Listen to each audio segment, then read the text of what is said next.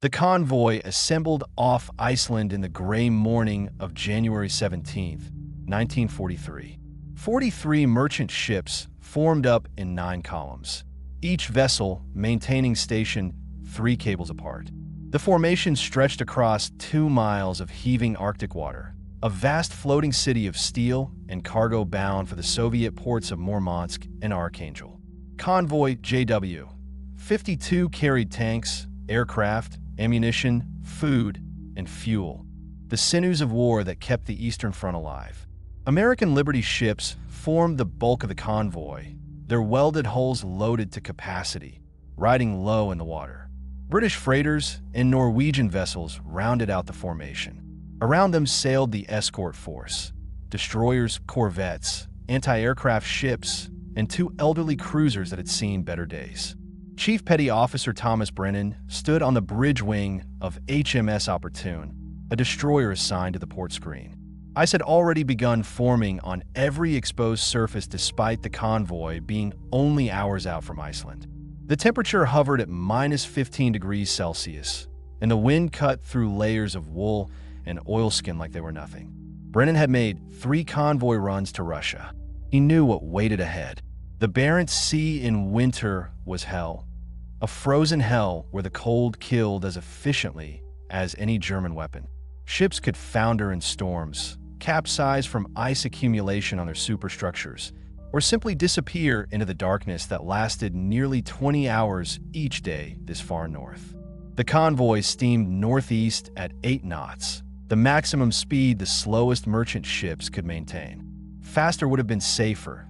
Time spent at sea meant more exposure to enemy attacks. But the Liberty ships were never designed for speed. They were cargo carriers, mass-produced in American shipyards, sturdy but slow.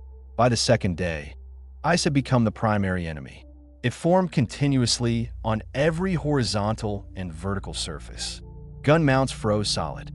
Rigging became encased in inches of ice that added tons of weight high above the waterline, threatening stability. Lifeboats became blocks of ice that would be useless in an emergency. Deck crews worked in rotating shifts, chipping ice with hammers and axes, shoveling it over the side, fighting a battle they could never win. The ice reformed as quickly as they cleared it. Men worked until exhaustion, then stumbled below for a few hours of fitful sleep before returning to the endless task. On the Liberty ship SS John Witherspoon, riding in the center column, the crew struggled with a different problem. Ice had blocked one of the steam pipes feeding the cargo hold heating system. In the hold, crated aircraft engines and munitions required temperature control to prevent condensation and rust. The chief engineer and 2 assistants spent 6 hours in the sub-zero hold, working by flashlight, their breath forming clouds of ice crystals, trying to restore heat before the cargo was damaged. The convoy maintained strict radio silence. German direction finding stations monitored Allied transmissions constantly, plotting convoy positions and routing U-boats to intercept. Communication between ships was limited to signal lamps and flags, visible only to immediate neighbors in the formation. The escort commander aboard the cruiser HMS Sheffield coordinated movements through a complex system of light signals that the merchant captain struggled to interpret through snow squalls and spray. Maintaining station in the formation required constant vigilance. Ships that fell behind became stragglers, isolated and vulnerable. Ships that edged too close risked collision in the darkness and rough seas. On the 3rd day, the first U-boat contact came. The destroyer HMS Orwell, screening the starboard side, detected a submarine on its Type 128 Aztec sonar. The distinctive ping echoed through the water, bouncing off the U-boat's hull at a range of 1,500 yards. The destroyer increased speed, turning toward the contact, depth charges ready. The U-boat commander heard the destroyer's screws accelerating and dove deep, rigging for silent running. The cat-and-mouse game began, the destroyer following sonar returns while the submarine twisted and turned, trying to break contact. After 20 minutes of pursuit, HMS Orwell dropped a pattern of 10 depth charges set for different depths. The explosions sent massive columns of water skyward. Underwater, the shock waves hammered the submarine's pressure hull, shattering light bulbs and gauge faces, stunning the crew with the concussive force. But the U-boat survived, limping away at slow speed, its captain deciding this convoy was too well defended for a lone submarine. The attack had been beaten off, but now the Germans knew where the convoy was. Radio intercepts suggested at least 6 U-boats were converging on the projected course. Luftwaffe reconnaissance aircraft would be searching, and surface raiders might sortie from Norwegian bases if the convoy was considered valuable enough. The fourth day brought the first air attack. It came at noon, the brief period of twilight that passed for daylight in the Arctic winter. The radar operators on HMS Sheffield detected aircraft at 20 miles, closing fast. Action stations sounded throughout the convoy, a jarring klaxon that sent men running to battle positions they'd drilled 100 times.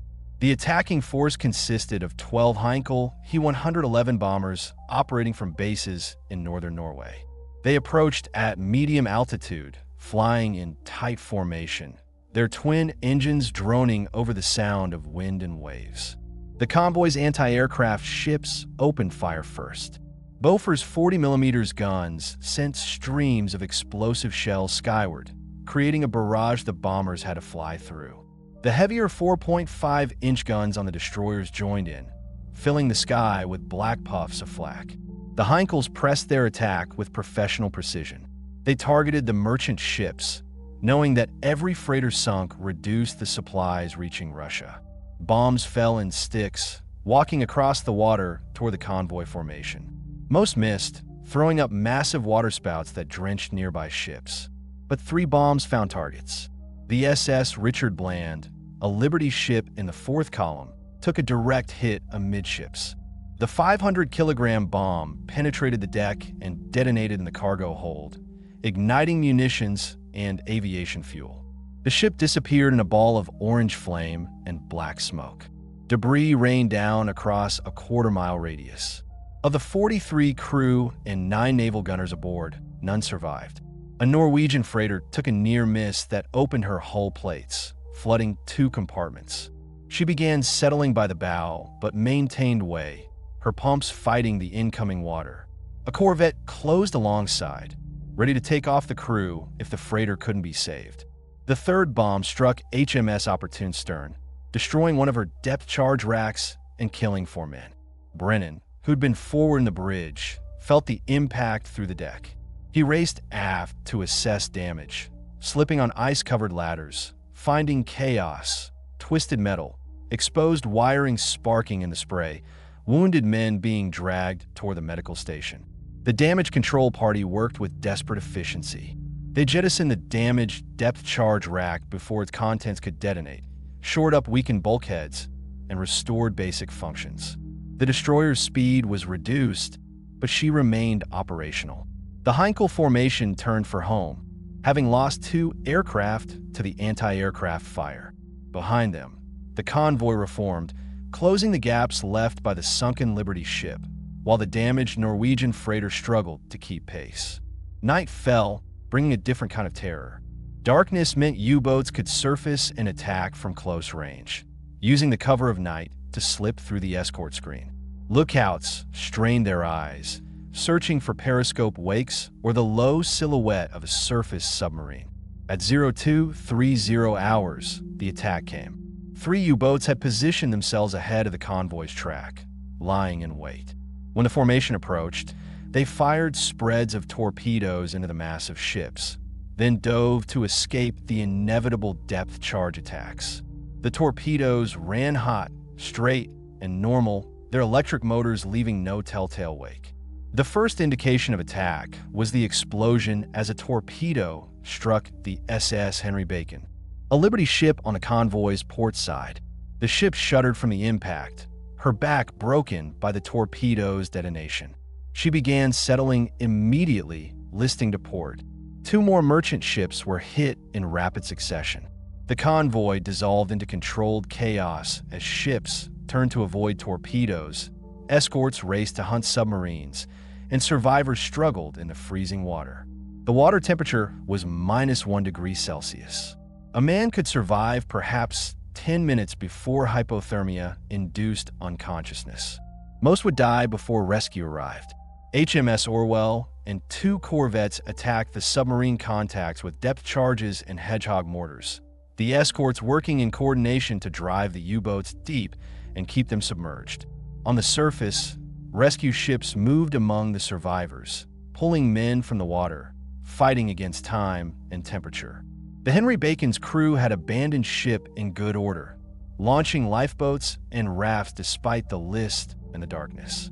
But the boats were ice-coated and difficult to board. Men fell into the water, their heavy clothing dragging them down. Others made it to boats only to find the oarlocks frozen, making rowing nearly impossible.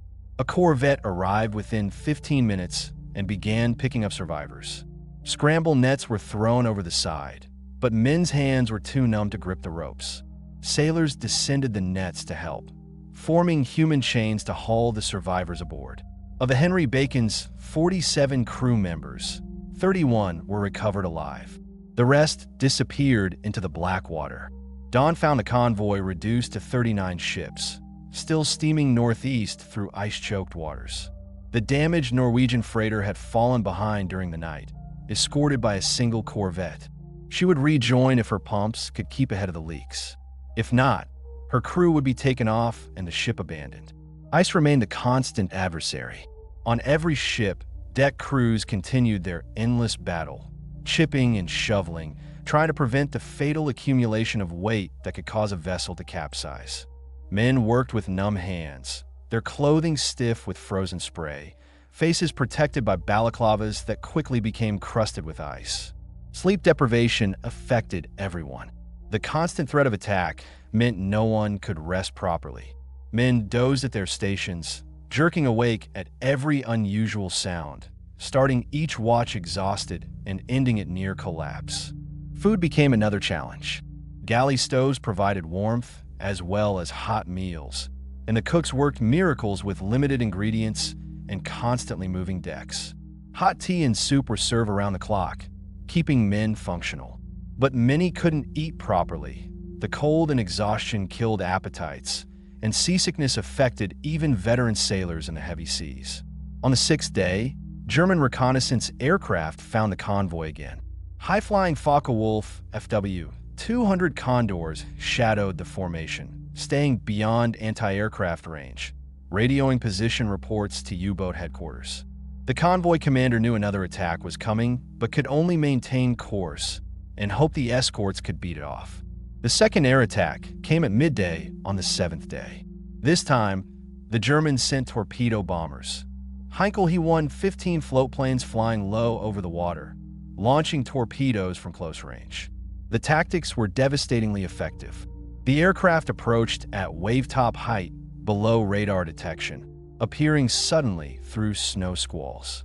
They launched their torpedoes at point-blank range, then banked away, their rear gunners firing at the merchant ship's bridges. 2 Liberty ships were hit before the escorts could react. One torpedoed amidships, broke in half, and sank in less than 3 minutes. The other, hit forward, remained afloat, but could no longer maintain convoy speed. She would become a straggler, left behind with a corvette escort. The anti-aircraft ships finally got organized and began throwing up a wall of fire. One Heinkel was hit and crashed into the sea, cartwheeling across the waves before sinking. Another flew on with one engine trailing smoke, barely making it back to Norway. The remaining aircraft fled, their attack broken but partially successful.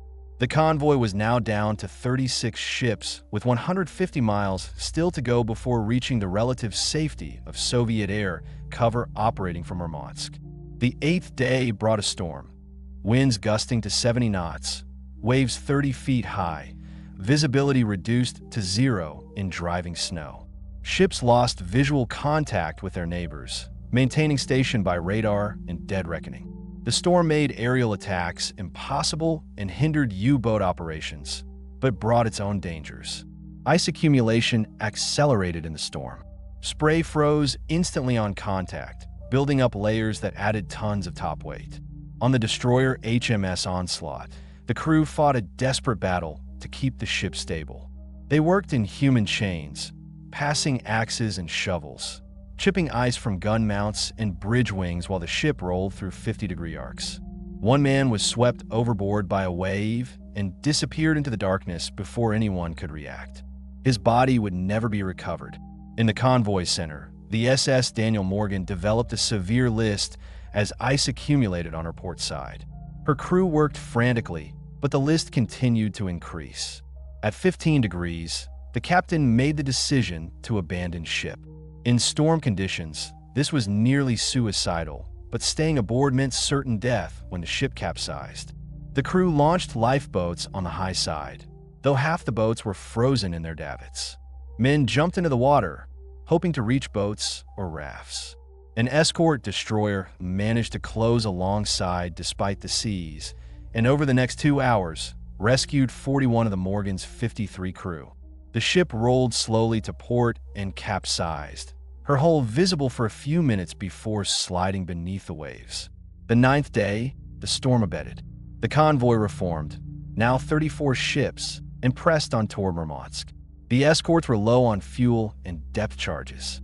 The merchant ships were riding higher in the water, having burned through their fuel reserves. Every ship showed signs of battle: shell damage, near-miss scars, missing lifeboats, ice-coated superstructures. Soviet fighters appeared on the afternoon of the 10th day. Stubby Polikarpov I-16s and American-built P-39 Airacobras, flying from forward airfields. Their presence meant the convoy had reached the protective umbrella of land-based air cover. German attacks would be more difficult now, though not impossible. On January 27, 1943, the surviving ships of Convoy, GW 52, entered Murmansk harbor. 34 vessels out of the original 43 had made it through. They carried 200 tanks, 150 aircraft, thousands of tons of ammunition, and vital supplies that would help sustain the Red Army through another year of war. The merchant crews were transferred to barracks for rest before making the return journey. The escorts refueled and took on supplies, preparing to shepherd the next convoy. Men who had barely slept in 10 days collapsed into bunks and slept for 16 hours straight. Chief Petty Officer Brennan stood on Opportune's deck and watched the cargo being unloaded. Soviet dock workers moved with practiced efficiency, swinging cargo nets full of crated supplies onto waiting trucks. Steam locomotives shunted freight cars into position. The machinery of war ground on, indifferent to the cost. He thought about the ships that hadn't made it. The Richard Bland, vaporized in a bomb blast. The Henry Bacon, torpedoed and sinking in darkness.